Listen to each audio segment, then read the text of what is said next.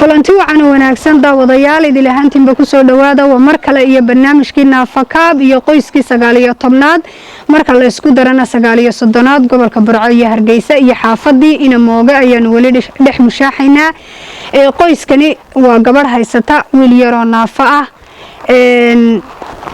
wiilkaasi waxa la yiraahdaa Maxamed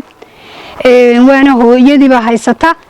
waxaanu jiray da'diisu 2 sano ayuu jiray walaal waxaan ku gudoonsiinaynaa raashinkaasi dhamayska tiran ah gadbad bariisa gadbad sonkora gadbad daqiiqa kartoon baasta kartoon timira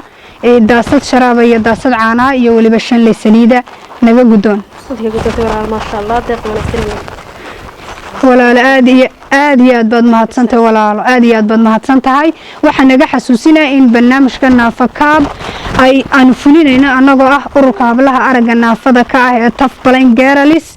oo inamal gelisay muassasada khayriga ah ee Al Noor Charity oo fadhigeedu yahay dalka Qatar